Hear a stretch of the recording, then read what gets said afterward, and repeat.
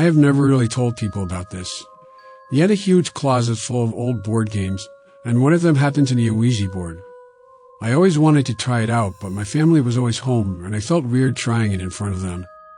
There was this one weekend that my parents were going to the city, and my brother was going on a Boy Scout campout, so I would have the whole house to myself for a weekend. It might have been pathetic that I was more excited to try out the Ouija board than to party with friends while the house was empty. The weather was terrible, windy and rainy, but I felt that a rainy night would actually make it more ritualistic.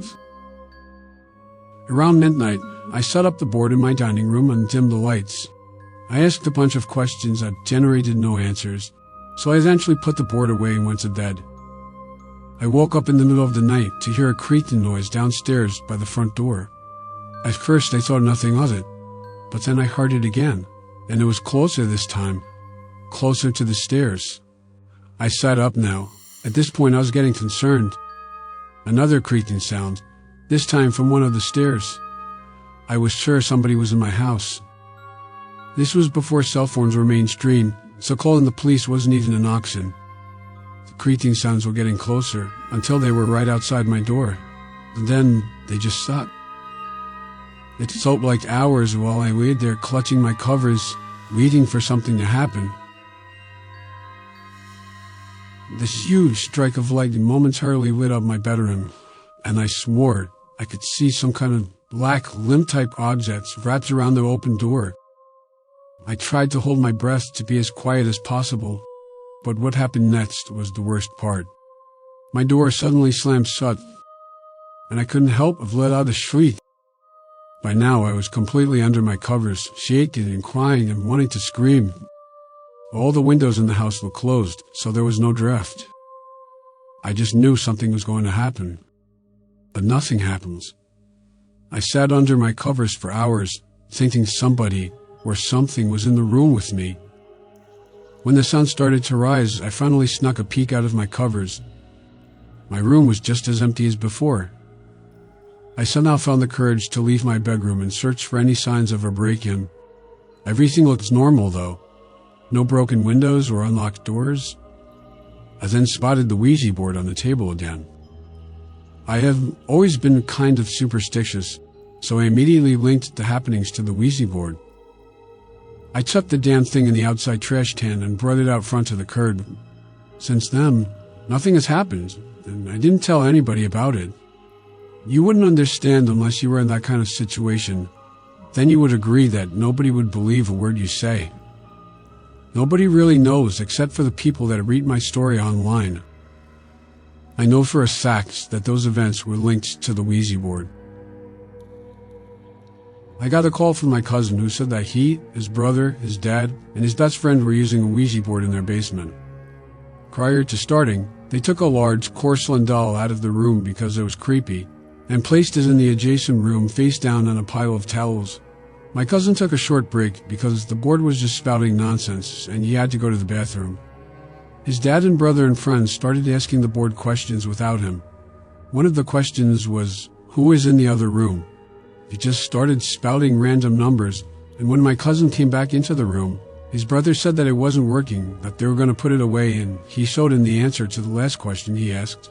And he said, "Dude, that's my social security number." Then they started to talk to whatever started spewing answers out. It told my cousin he would die in the Air Force. At this point, they tell the entity they're communicating with to prove itself. They then spelled out the word doll, and they immediately got a bad feeling. They opened the door to check on the porcelain doll they had laid in the other room, and when they opened the door, the doll was standing up right in front of the door, staring at them. Everyone freaked out and ran out of the house. His best friend burned the Ouija board, and I think he temporarily went nuts for a few months. My cousin, for some reason, then joined the Air Force, and is on a base in Europe now.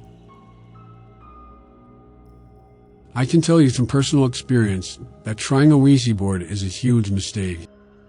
It was the summer of 2013. My friend had a vintage Ouija board that was allegedly worth a decent amount of money. My friend agreed to trade it with me for a video game that I never played, so I happily made the trade. I tried using it alone, but it proved to be just a scam. I didn't really expect it to work. I mainly got it just for the money to be made off of it. I threw the stupid thing on the floor of my living room and forgot about it. Everything was going normal until the next morning. I woke up and found that the 2 plants I had sitting on my coffee table had been knocked over, and the Ouija board was sitting on the table.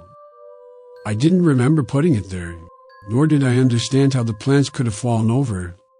Wind was definitely not an answer. I wondered if it was possible that I had sleepwalked, or maybe I was half awake and walked down to get a glass of water, then bumped into them or something.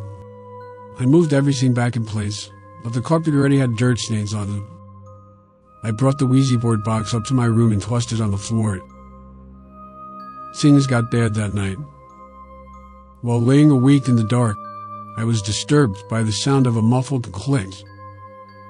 I looked up, not sure what it was, and then I saw through the cracks of my closet door that my closet light was on. I had no idea how it could have turned on, but I got up and opened the closet door anyway. There was nobody in there, but that hadn't even crossed my mind. I turned the light off and jumped back into bed. Probably 10 minutes later, I heard the same clicking sound. Naturally, I looked to the closet and felt my heart sink a little. The closet light was on again. A mix of confusion and fear started building up inside of me. I once again turned off the light and cautiously got back in my bed. I found myself waiting for the closet light to click on again. But what happened instead was much worse. Instead of the closet light turning on, the whole room suddenly filled with light as I heard the main light switch flick on. I had seen enough and was out the door within seconds. I quickly pieced things together and chucked that old Ouija board in the closest dumpster. Nothing weird ever happened after that. I had some of my friends over one night, so we tried out the Ouija board we found in someone's garbage. It had the board and the glass piece that you hold onto. The 4 of us held onto the piece and asked stupid questions, just messing around. At all times, one of us were moving around the glass piece just to try and fool the others. When one of my friends went to the bathroom and the other got bored, it was just me and one of my other friends still holding onto it. I asked the board when I will die, and the piece started slowly moving to the letter T. I laughed, looking at my friend, thinking it was him, but he just told me that he thought it was me. The piece then moved to the letter O, and then M, and then back to O, and then R, and then I realized that it was spelling out the word tomorrow. My friend let go of it, and it stopped moving, so I was convinced that it was him, but he swore left and right it wasn't him. But here's where it gets horrifying. The next day, while walking my dog to the preserve, my dog's collar suddenly snapped and he was free from the leash. He darted into the road and I immediately chased after him, only to hear the horn of an oncoming car blaring and getting louder. I dove as fast as I could out of the way, just barely grazing the car with my foot as it passed. But it didn't end there.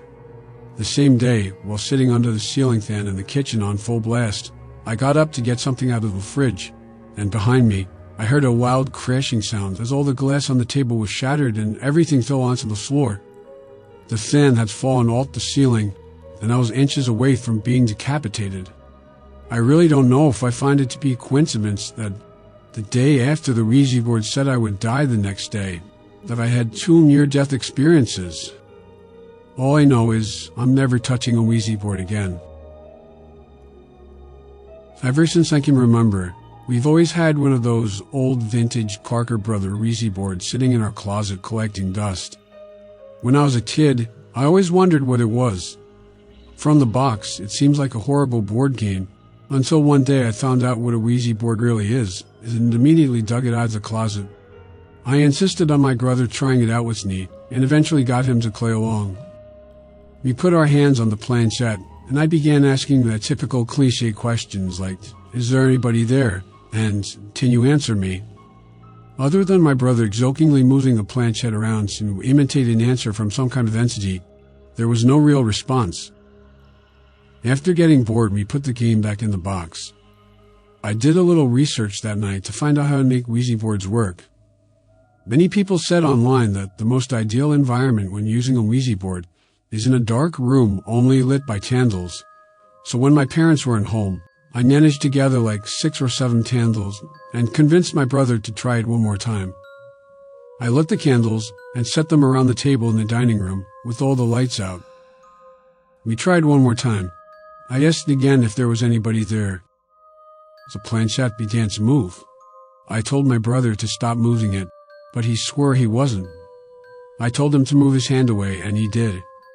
It kept moving. My brother thought I was messing with him, but I didn't pay attention. The planchette landed on the word yes. I was only 9, so I was legitimately shitting myself. My older brother had to take over. He asked the question, "Are you a good spirit?" There was a 5-second pause before my brother's hand moved along with the planchette to the word no. We both looked at each other, and at this point I ran to my room and shut the door behind me, but he continued on with the so-called game. I heard his muffled voice come from down in the dining room, when all of a sudden I heard him screaming at the top of his lungs. I ran back downstairs to see what was wrong. He was holding up his shirt, revealing a small open wound that almost looked like a claw mark. He told me to set the fireplace immediately, and I obeyed.